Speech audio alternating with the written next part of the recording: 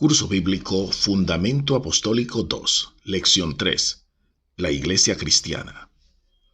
La Iglesia es el cuerpo de Cristo, la unión de todos los redimidos, y es considerada desde dos puntos de vista. El primero, la Iglesia Universal.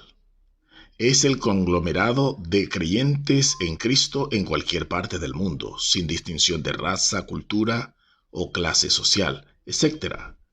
Estos son los que han respondido al llamado de Dios y han sido lavados por la sangre del Cordero de Dios. Esta es la Iglesia única y universal, de la cual el Señor Jesucristo dijo: sobre esta roca edificaré mi iglesia, y las puertas del Hades no prevalecerán contra ella. Mateo capítulo 16, verso 18. En segundo lugar está la iglesia local, que se refiere a grupos de personas que se reúnen en distintos lugares.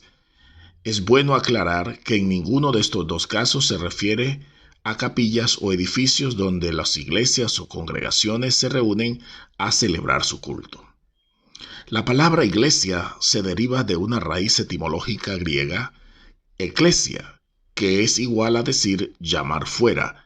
También se entiende por asamblea. Dios nos ha sacado fuera del mundo para darnos un ministerio y demostrar al mundo su poder. Primero fue Israel, y ahora, en este tiempo, es la iglesia cristiana. Antes de su conversión al cristianismo, Saulo perseguía a la iglesia, según Hechos capítulo 8, verso 1 al 3. Esta persecución de Saulo fue hasta su conversión, momento cuando tuvo un encuentro personal con el Señor Jesucristo. Después, las iglesias comenzaron a disfrutar de paz. Eso lo encontramos en Hechos de los Apóstoles, del capítulo 9 en adelante. Posteriormente, después de años de trabajo en campo misionero, evangelizando y discipulando, estableció varias iglesias, a las que visitaba, y cuando no le era posible visitarlas, les escribía. Efesios y Gálatas y Filipenses, todos estos son cartas que el apóstol Pablo envió a las iglesias. Se llama Iglesia de Jesucristo por ser Él, en primer lugar, su fundador. Mateo 16, 18. En segundo lugar, su Salvador. Efesios 5, 23. En tercer lugar, la Iglesia es la esposa del Cordero. Segunda de Corintios 11, 2. En cuarto lugar, la Iglesia es su cuerpo. Colosenses capítulo 1, verso 24. Y en quinto lugar, la iglesia es su casa. Hebreos, capítulo 3, verso 6 y segunda de Corintios, capítulo 6, verso 16. La iglesia es un pueblo. Es un pueblo redimido por la sangre de Jesucristo. Efesios 1, verso 7. También es un pueblo que, separado del mundo, ese mundo pecaminoso, para vivir una vida agradable a la voluntad de Dios. Segunda de Corintios, capítulo 6, verso 14. En tercer lugar, la iglesia es un pueblo que cree en el Santo Evangelio. Juan, capítulo 20, verso 31. Y la iglesia es un pueblo que practica los principios y valores cristianos. Mateo, capítulo 7, verso 24 y Santiago, capítulo 1, verso 22 al 25. Símbolos que demuestran la naturaleza espiritual de la iglesia. En primer lugar, el primer símbolo es que la iglesia es un cuerpo. También que Cristo es la cabeza de ese cuerpo. Efesios 5:23, que los creyentes son miembros del cuerpo. Primera de Corintios 12, versículo 12 al 27 y Romanos 12, versículo 5.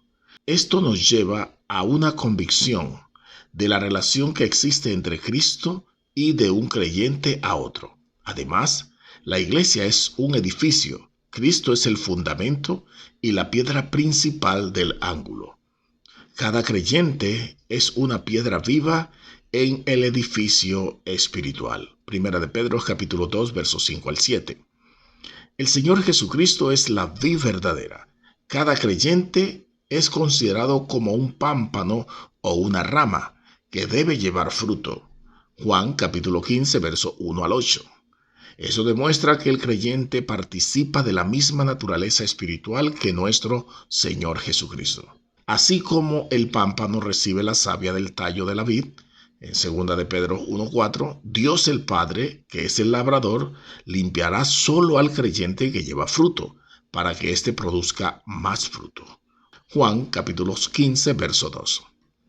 Estas figuras nos enseñan varios aspectos. El primero, que cada creyente debe de esforzarse por traer almas a los pies del Señor. Juan capítulo 15, verso 16. El segundo lugar, que Dios, cual padre de familia, disciplina a cada hijo, a fin de encaminarlo en la santidad. Hebreos capítulo 12, verso 5 al 8 y verso 11. Para ser parte de la iglesia se requiere de un nuevo nacimiento. Esto significa que hay que nacer de agua y del Espíritu. Fue lo que le dijo el Señor Jesucristo a Nicodemo en Juan capítulo 3, verso 3 al 5 y Tito capítulo 3, verso 3 al 8.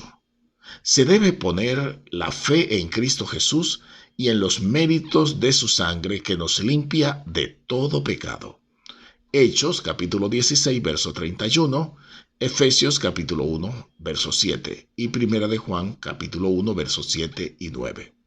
Se debe evidenciar un arrepentimiento verdadero, confesando los pecados cometidos a Dios y abandonándolos por completo. Hechos capítulo 2, verso 38, capítulo 3, verso 19 y Juan capítulo 5, verso 14. Misión de la iglesia. En primer lugar, la iglesia debe predicar el evangelio y hacer discípulos. Marcos capítulo 16, verso 15 y Mateo capítulo 28, verso 19 y 20. En segundo lugar, mantener un buen testimonio, viviendo una vida transparente delante del mundo para gloria de Dios. Mateo 5, 13 al 16. En tercer lugar, estar solícita para ayudar al prójimo. Efesios 2:10, Gálatas 6:10. Deberes para con la iglesia. Hablar de deberes conlleva hablar de responsabilidad, sin olvidar que la vida cristiana es más un privilegio que una obligación. Entendiendo esto, algunos de estos deberes son, en primer lugar, asistir a las reuniones o cultos y participar en la oración con el estudio de la palabra de Dios para crecer espiritualmente. Hebreos capítulo 10, verso 25 y Colosenses capítulo 1, verso 9 y 10. En segundo lugar, colaborar en los trabajos de la iglesia. Es allí donde se descubren los talentos espirituales y donde podemos poner en práctica lo que vamos aprendiendo de la palabra del Señor. Primera de Pedro 4:10. En tercer lugar, es nuestro deber amar a los hermanos, mantener comunión unos con otros y fraternizar como una verdadera familia, como lo dice el Salmo 133. En cuarto lugar, todo cristiano debe llevar una vida consagrada al Señor, dando buen testimonio en todo lugar, para no desacreditar la iglesia ni el santo evangelio. Primera de Timoteo capítulo 4, verso 12 y Tito capítulo 2, verso 1 al 10. En quinto, todo cristiano debe extender el reino de Dios con folletos, revistas, en la radio, testimonio personal, etc., para que Dios sea conocido en todo lugar. Primera de Pedro 2:9 y Primera de Tesalonicenses capítulo 1, versos 7 y 8. En sexto lugar, nuestra responsabilidad también tiene que ver con nuestros bienes, pues lo que tenemos Dios nos los ha dado. Santiago capítulo 1, verso 17. Debemos contribuir con nuestros diezmos y ofrendas en la iglesia donde nos congregamos. El libro de Malaquías capítulo 3, verso 10 al 12 nos habla de esto y también el Nuevo Testamento en Primera de Corintios capítulo 9, verso 11 al 14. De esta manera estamos contribuyendo a la extensión del reino de Dios entre los hombres. El cristiano verdadero es el que crece y se mantiene activo en la obra de Dios.